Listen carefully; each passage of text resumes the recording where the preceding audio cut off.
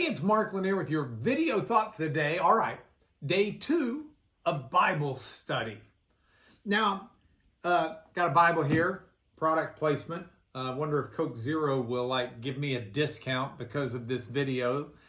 Probably not, but I'm not worried about a discount. I'm worried about counting right here on how we can better study the Bible. And this set of video thoughts for the day has grown out of a request from one of the folks who watch about just being new to the Bible and wondering how to best go about studying the Bible. So the Bible, as I mentioned yesterday, is divided into 2 sections. There is the Old Testament, which was written in Hebrew, a little bit in Aramaic, but that's pretty close to Hebrew.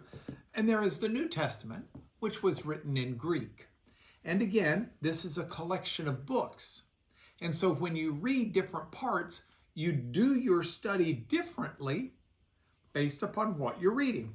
Now, in the New Testament, we divide these books up into different types of books, and 4 of them are called Gospels.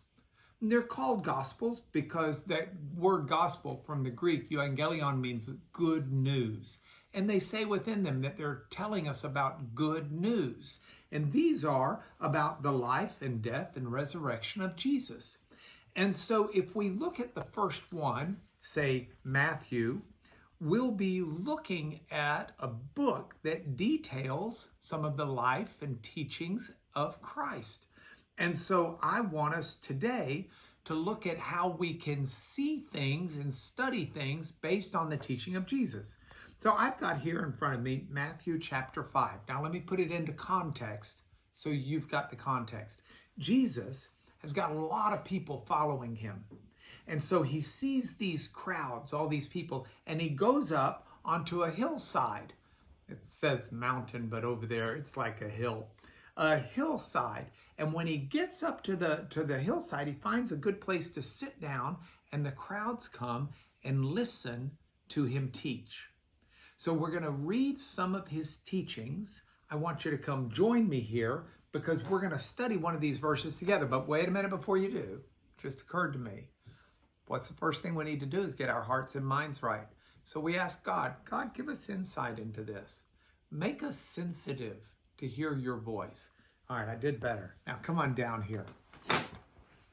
I've got here Matthew chapter 5, and I really want to zoom in on these verses that start with verse 14. If we look at verse 14, Jesus is speaking. And by the way, a lot of Bibles will put the words of Jesus in red. That's why you see this as red print instead of black. But Jesus says, "You are the light of the world. A city set on a hill cannot be hidden. Nor do people light a lamp and put it under a basket. They put a lamp on a stand, so it will give light to all of the house.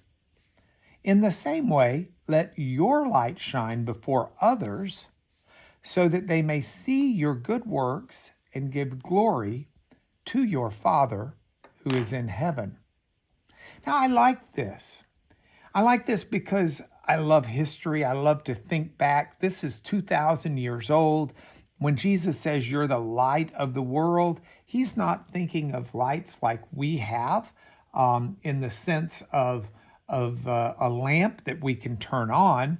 Lights were a little bit more carefully made and weren't so easy in the pre-electricity age. Of course, you've got the light of the sun, you've got the light of the moon, natural lights. But when he says you're the light of the world, that's something that's pretty special. The world was in darkness without a lot of effort.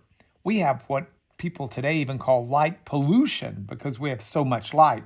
Not so in the old world. So just read this slowly. You're the light of the world, period. A city set on a hill cannot be hidden. If you've got a city up on a hill, everybody in the valley will see the lights of that city at night. You can't hide that city at night, and during the day you see it because of the buildings. So he says that, now you're the light of the world, a city set on a hill can't be hidden, nor Do people light a lamp and put it under a basket? Of course you don't. It would go out or you wouldn't see it. But you put a lamp on a stand, and that way it's a light to the whole house. Okay, Jesus is using a metaphor here of things that are very common that everybody used every day. Should be real easy for them to understand the importance. Well, how silly to think I'm going to go to all of the trouble to get a lamp, fill it with oil, light it when you don't have just a Bic lighter, light it, and then all of a sudden I'm going to, that's a lot of trouble just to put it under a basket. But this is the key. Jesus explains the metaphor right here. In the same way, let your light shine before others.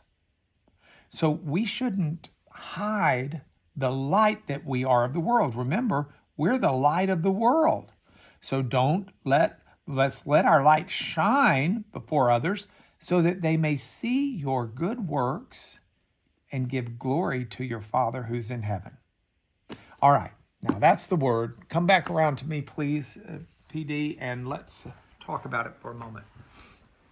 So if I'm understanding this right, Jesus is teaching that I'm the light of the world. People are going to look to me to understand the light that is God. People are going to look at me and make decisions based upon how I live. And so my good works, he says, needs to be that light that teaches other people how to live.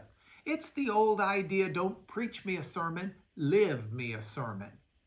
Because the way I live is going to show light to other people that will change and transform any darkness that they walk in. And I love that last phrase. Jesus said to do it in a way where they give glory to God in heaven, to your Father in heaven. I don't do it so that people say, hey, Mark, he's an amazingly holy guy. I want to do it so that people can see God is working in me. God is the one who gets all the glory.